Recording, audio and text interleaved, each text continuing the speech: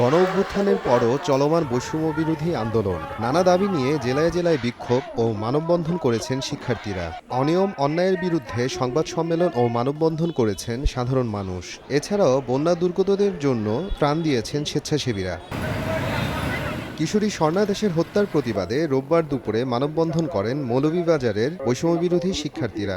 এ সময় তারা স্বর্ণা হত্যার সুষ্ঠু বিচার দাবি করেন। বারবার আমরা দেখতে পাচ্ছি বাংলাদেশের যত জায়গায় বিএফএস সীমান্ত রয়েছে, প্রত্যেকটা সীমান্তে আমাদের বাংলাদেশিকে পাখির মতো গুলি করছে। এই বাংলাদেশের একজন নাগরিককে কিভাবে অন্যায়ভাবে ভারতীয় বিএসএফ হত্যা করে, তার প্রতিবাদ স্বরূপ ছাত্র জনতা আজকে রাজপথে দাঁড়িয়েছে।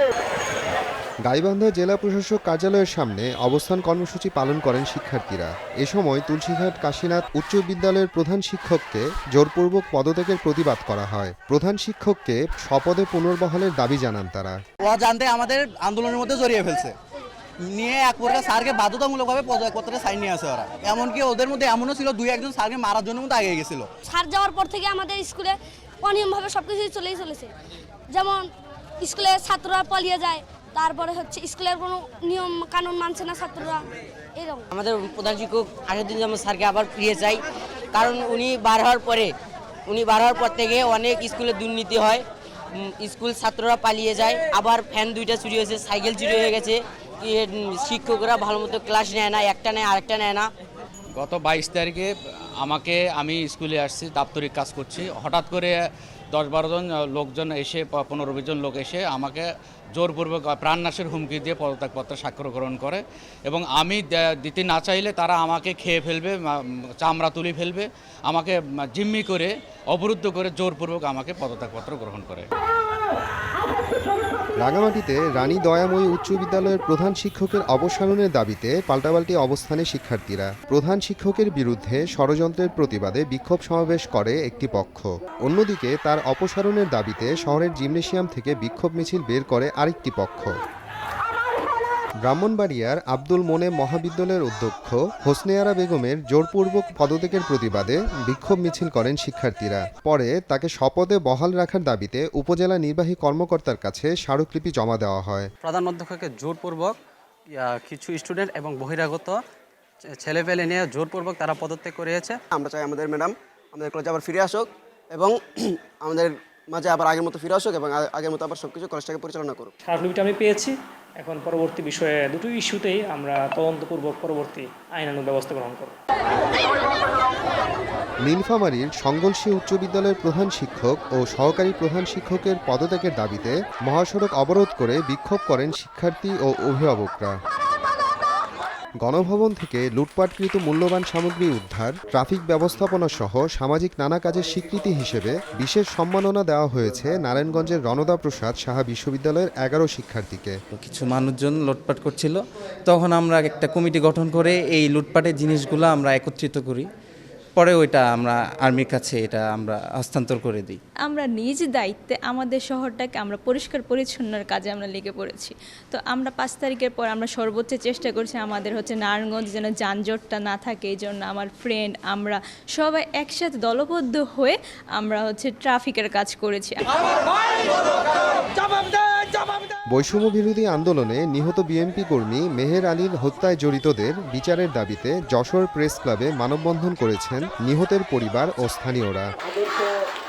নড়াইলের লোহাগড়ায় উপজেলা নির্বাহী কর্মকর্তার বদলির আদেশ প্রত্যাহারের দাবিতে মানববন্ধন ও বিক্ষোভ কর্মসূচি করা হয়। ঝিনাইদহে 18 দফা দাবিতে সংবাদ সম্মেলন করেন সরকারি কেসি কলেজের শিক্ষার্থীরা। কেসি কলেজ মিলনায়তনে এ সংবাদ সম্মেলনের আয়োজন করা হয়। নানা অনিয়মের অভিযোগে ফরিদপুরে সিভিল সার্জনের কার্যালয়ের প্রধান ফটকে তালা দিয়েছে নার্সিং ও মিডওয়াইফারি অধ্যয়নরত শিক্ষার্থীরা। এ সময় স্বাস্থ্য বিভাগের নানা অনিয়মের বিষয় তুলে ধরা হয়। ফেনীর বন্যা দুর্গত এলাকায় আক্রান্ত রোগীদের চিকিৎসা সেবা ও বিনামূল্যে ঔষধ সরবরাহ কার্যক্রম শুরু করেছে জিয়াউর রহমান ফাউন্ডেশন এবং ডক্টরস অ্যাসোসিয়েশন অব বাংলাদেশ। 250 শয্যা বিশিষ্ট জেনারেল হাসপাতালে ভর্তি রোগীদের জন্য প্রয়োজনীয় ওষুধ, স্যালাইন ও পানি হস্তান্তর করেন সংগঠনের নেতাকর্মীরা। 4 জন বিশেষজ্ঞ ডাক্তার আসছেন, যারা শিশু বিশেষজ্ঞ এবং আরেকজন গাইনি ডক্টর আসছে। তো এনারা আসছে, এতটুকু আজকে যাচ্ছে এবং আমরা ভবিষ্যতেও আমাদের সীমিত সামর্থ্যের মধ্যে চেষ্টা করবো এটাকে যতদিন আমাদের প্রয়োজন হয় সেই অনুযায়ী আমাদের সামর্থ্য অনুযায়ী যতটুকু পারি আমরা পাশে থাকার জন্য। অন্যদিকে ফুলগাজীতে 400 পরিবারের মাঝে খাদ্য সামগ্রী, শাড়ি ও লুঙ্গি বিতরণ করেছে টেক্সটাইল ইঞ্জিনিয়ার্স ফোরাম। ত্রাণ কার্যক্রমের উদ্বোধন করেন অ্যাসোসিয়েশন অফ ইঞ্জিনিয়ার্স বাংলাদেশ সভাপতি ইঞ্জিনিয়ার রিয়াজুল ইসলাম রিজু। এদিকে ক্ষতিগ্রস্ত প্রান্তিক জনপদে মেডিকেল ক্যাম্প করেছে আকিজ মনোয়ারা ট্রাস্ট। 4টি ইউনিয়নে 5টি মেডিকেল ক্যাম্পের মাধ্যমে 5000 রোগীকে বিনামূল্যে স্বাস্থ্যসেবা ও ওষুধ দেওয়া হবে বলে জানানো হয়। বৈষম্য বিরোধী আন্দোলনে রংপুরে নিহত 16 জনের পরিবারের সঙ্গে মতবিনিময় সভা করেছে জামায়াত। এতে প্রধান অতিথি ছিলেন জামায়াতের সেক্রেটারি জেনারেল অধ্যাপক মিয়া গোলাম পরওয়ার। এ সময় নিহতদের পরিবারকে আর্থিক সহায়তা দেওয়া হয়। নির্যাতনের এই কালো অধ্যায় পেরিয়ে বাংলাদেশের 18 কোটি মুসলিম মানুষের বুকের উপর থেকে অত্যাচারের যে পাথরটা সরে গিয়েছে, আজকে মুক্ত স্বাধীন নতুন বাংলাদেশে আমরা আজকে যে স্বস্তির নিঃশ্বাস ফেলছি, এর পিছনে আবু সাইদ সহ রংপুরের 16 জনের রক্ত আছে। তাদের রক্তের উপরে দাঁড়িয়ে আমরা স্বস্তির নিঃশ্বাস ফেলছি।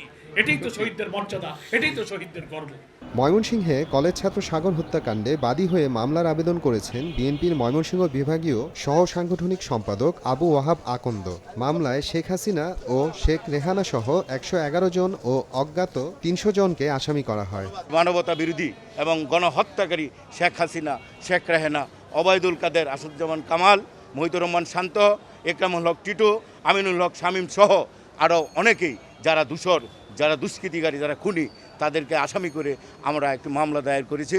আমরা মনে করি যে বিজ্ঞ বিচারক সেই অবিলম্বে তাদেরকে যে আইনের আওতায় আনার জন্য তাদেরকে গ্রেপ্তার করবে এবং মামলা পরিচালনা করবে। বিচারাধীন অবস্থায় আমরা তাদেরকে আটক চাই। এই গণহত্যা এবং এই মানবতা বিরোধী অপরাধের আমরা তীব্র নিন্দা জানাই এবং এই হত্যার আমরা ন্যায় বিচার চাই, সুষ্ঠু বিচার চাই। এরই প্রেক্ষিতে আজকে এই মামলাটা করা হয়েছে। হয়রানিমূলক মিথ্যা মামলার অভিযোগে সংবাদ সম্মেলন করেন সিলেটের গোলাপগঞ্জের কদম রসুল এলাকার মাওলানা আব্দুল কাদির ও তার পরিবার। পূর্বশত্রুতার জের ধরে অন্যায়ভাবে বিভিন্ন রাজনৈতিক মামলা দিয়ে হয়রানি সহ আর্থিক ও সামাজিকভাবে চরম ক্ষতিগ্রস্ত হওয়ার অভিযোগ তুলে ধরেন তিনি। 7 বছর ধরে বন্ধ থাকা সিলেটের ভোলাগঞ্জ পাথর কোয়ারি খুলে দেওয়ার দাবিতে সংবাদ সম্মেলন করেছে বৃহত্তর সিলেট পাথর সংশ্লিষ্ট ব্যবসায়ী শ্রমিক ঐক্য পরিষদ। সনাতন পদ্ধতিতে পাথর আহরণের মাধ্যমে লক্ষাধিক মানুষের জীবিকা ফিরিয়ে দেওয়া সম্ভব, এ দাবিও জানান ভুক্তভোগী ব্যবসায়ীরা।